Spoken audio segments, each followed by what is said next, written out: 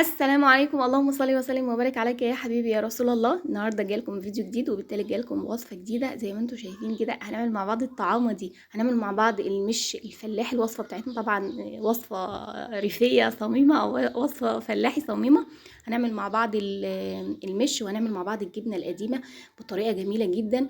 هتخلي الجبنه معاكي طريه وطعمها حلو قوي، وكمان مش الدود والصوص مش هيقرب لها لو قعدت عندك يعني سنه كامله او اكتر من سنه يعني. فزي ما انتم شايفين المشي بتاعنا طالع جميل جدا وطالع لونه حلو قوي. بس في خطوات كده ان احنا لازم نتبعها علشان نطلع مش كويس، وكمان عشان نطلع جبنه كويسه. طبعا احنا عارفين ان ما تروح تشتري الجبنه القديمه، الجبنه القديمه غاليه جدا، الكيلو ب 200 جنيه. على ايه يعني؟ ده هما حوالي 4 قطع من الجبنه وشويه مش خفاف جدا. لكن انت لو عملتيها في بيتك هتوفري، وكمان هتطلعي حاجه نظيفه قوي. المهم زي ما انتم شايفين معايا في الطبق ده 5 كيلو من الجبنه القريش. انا كنت طبعا موصيه عليهم، يعني مش جايباهم من السوق او من السوبر ماركت، لا انا كنت موصيه حد عليهم وجابهم لي نضاف جدا وحد مضمون جدا. فهم كانوا في الطبق ده. انا سبتهم يوم كامل، بليله رشيت عليهم ملح وسبتهم كده ايه في الطبق ده زي ما انتم شايفين. فبعد كده هعمل ايه؟ انت طبعا لو عندك الشبكه اللي هي الصينيه المشبكه دي ماشي، عندك مصفى كبيره هتحطي فيها. بس انا بصراحه ما كانش عندي الشبكه ولا عندي مصفى بالحجم الكبير ان هو ياخد ال5 كيلو. فجبت الشبكه كده بتاعه الفرن، وقمت ايه زي ما انتم شايفين غسلتها هي والصينيه بتاعتها. وقمت جايبه الجبنه بتاعتي بعد ما شرشتها او غلفتها بالملح يوم بليله. تاني يوم بقى جبتها زي ما انتم شايفين كده، وحطيتها على الشبكه، علشان الشبكه فتحتها كبيره هتصفي لي الميه اللي فيها. لان هي الميه دي المشكله اللي بتبوظ لنا الجبنه وبتبوظ لنا المش بتاعنا وبتجيب لنا السوس والدود في قلب المش. فاحنا لازم نتخلص من الميه تماما. زي ما انتم شايفين دي الميه اللي الجبنه نزلتها. وبعد كده بقى ايه، هركن الطبق بقى ده على جنب، وهتجيب ايه برضو ملح، شويه ملح كتار كده. ابدا اغلف الجبنه بيوم تاني واسيبها تاني. يعني احنا دلوقتي الصبح هسيبها طول النهار، واسيبها كمان بالليل، وتاني يوم الصبح بقى هبدا اشتغل فيها علشان نجهز مع بعض البرطمانات بتاعه الجبنه القديمه او البلاص الفخار زي ما انت حابه تستعملي او تحطي. ده تاني يوم بقى شايفين الجبنه عملت ازاي، اتغلفت بالملح تماما ومسكت نفسها كده، هي مش ناشفه قوي.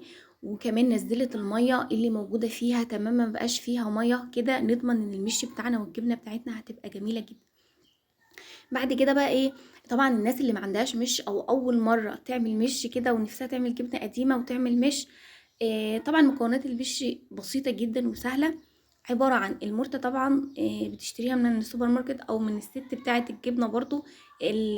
ده معاه نص كيلو كده من المرته. هي دي مكونات المش، نص كيلو من المرته ومعايا كيلو من الايه من اللبن. بصراحه انا ما كنتش محتاجه اعمل مش، لان انا عندي مش قديم يعني داير كده كل سنه انا بعمل فيه وجاهز وما فيهوش سوس ولا دود، والحمد لله ونضيف جدا ولونه كمان جميل قوي. بس انا حبيت اعمل معاكم علشان الناس تبقى فاهمه وتبقى عارفه انا عملت ايه، ولو نفسها تعمل المش ازاي. ما حبيتش ادخل اعمل معاكم الجبنه بالمش اللي موجود عندي على طول، لا حبيت اعرفكم ان انت لو مش عندك مش تعمليه ازاي.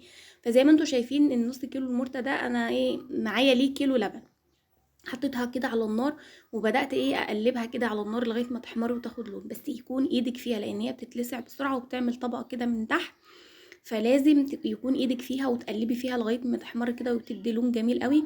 وبعد كده لما توصل للون الذهبي الجميل قوي وتتحمص معاكي، هتبدأي بقى ايه تضيفي اللبن تدريجيا. هتحطي شويه كده من اللبن، وبعد كده تضمني ان المرتة شربتهم تماما، وبعد كده تزودي غيرهم، وهكذا لغايه ما تخلصي كميه اللبن اللي موجوده معاكي. انا طبعا في الاول حطيت شويه كده، اول المرتة ما بدأت تحمر حطيت شويه كده من الملح وحسيت ان هي يعني لسه مش الحدق بتاعها مظبوط. رجعت تاني زودت شويه كده من الملح، لانه مش يا جماعه فلازم الملح بتاعه يبقى طالع شويه يعني. دي بهارات بقى انا جايباها من عند العطار. انت بتقولي للعطار انا عاوزه بهارات اللي بتتحط في المش، هيديكي تشكيله بهارات كده على بعضها، عباره عن شطه حاميه، وعباره عن ترمس مر. ولو عندك انت حلبه عاديه من اللي احنا بنشربها دي، هتطحنيها برضو وتضيفيها الحلبه دي علشان هي بتبقى طعمها مر شويه، بتحافظ على المش برضو من الدود. فهو ده تشكيله من البهارات دي، ترمس مر وحلبه مره مطحونين وشطه حاميه وفي حاجه كده كمان بتتجاب من عند العطار اسمها دوكال او حاجه كده، بصراحه انا ما جبتهاش. انا استكفيت بالحاجات الطبيعيه دي، هي عباره عن ماده حافظه، هي مش هتضر قوي يعني ولا حاجه، بس بصراحه انا ما استخدمتهاش يعني ولا جبتها. فكان معايا المش بالشكل الجميل ده، والشطه اللي هي الحاميه دي لونها احمر كده، وحمرت المش معايا وخلت لونه جميل قوي. ده المش الجديد اللي احنا عاملينه. اما اللي معايا بقى ده في الطبق الكبير ده المش البايت بتاعي اللي انا بستخدمه كل سنه. شايفينه نضيف جدا، شايفين قوامه تقيل قوي، وكمان يعني قوامه تقيل لانه هو مفيهوش ولا نقطه ميه، وكمان لونه حلو قوي، ولونه يعني لونه مظبوط كده، ولونه حلو، حاجه تفتح النفس بصراحه. وكمان ريحته طالعه جميله قوي. وانا طبعا مصفياه وهو نضيف مفيهوش اي حاجه زي ما انتم شايفين كده. فضفت عليه طبعا المش الجديد اللي انا عاملاه. انا زي ما قلت لكم في الاول الفيديو، انا ما كنتش محتاجه ان انا اعمل مش تاني، لان انا عندي كميه مش كبيره، بس انا حبيت اعمل علشان انتوا ايه اللي عاوز يعمل يبدا من الاول كده ويبدا يعمل مش وما يشتريش. انت هتروحي تشتري يعني والله الكيلو المش هتلاقيه ب40 جنيه و50 جنيه، وعباره عن شويه ميه كده، وكمان يعني ملوش طعم. فانت اعملي الحاجه في البيت احسن ايا كانت. تكلفتها برضو هتكون اقل من انت تشتريها، وكمان نظافتها. الجبنه طبعا زي ما انتم شايفين كده، انا بوريكم الميه بتاعتها نزلت تماما كده، قطعه الجبنه بقت متماسكه وما فيهاش ميه نهائيا، يعني ما شاء الله يعني بقت جميله جدا. بس برضو مش عاوزين ان ايه نسيبها اكتر من يومين، كفايه قوي عليها بحيث ان هي ما تنشفش وتبقى ايه عامله زي قوالح الذره كده ومش هتطرى معاكي بعد كده في المش، وهيبقى طعمها مش حلو.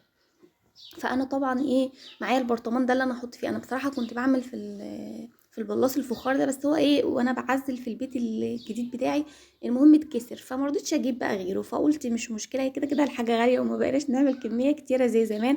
أنا كنت بعمل 10 كيلو، فتقلص الموضوع من 10 ل5، فالحمد لله ربنا يديمهم يعني. فانا هعمل في البرطمان البلاستيك اللي انتوا شايفينه ده والله، وبتطلع زي بتاعه الايه البلاص بالظبط وجميله. هي الفكره في البلاص ان هو زي البلاص زي الزير زي القله، لما بتحطي فيه ميه فبتوصل تلاقي الميه بترشح كده وبتنزل من تحت. هي دي الفكره، ان هو بينزل لك الميه الزايده في المش، وبيخليك المش تقيل كده وقوامه حلو. هي دي الفكره. فانت لو مشيتي على الخطوات اللي انا قلت لك عليها، وشرشت الجبنه كويس ونزلت الميه منها، فمش هيبقى عندك ميه اساسا في المش بتاعك، والمش هيبقى تقيل وقوامه جميل. فانا طبعا مليت الجبنه، غلفتها تاني بالملح برضو قبل ما احطها. كل قطعه بقيت اغلفها في الملح كده، واضيفها في البرطمان زي ما انتم شايفين. وهبدا بقى ايه املى البرطمان كده فوق الجبنه بالمش. انت في الخطوه دي لو حابه تحطي الشطه اللي هي او الفلفل اللي هو القرون يعني ده، فانت برضو هتحطيه وهيبقى جميل وتمام التمام. بس في خطوه لازم تعمليها برضو، ان انت مش هتحطيه الواحده بوحدتها كده سليمه وصحيحه كده، لا هتقسميها نصين، برضو هتغلفيها بالملح.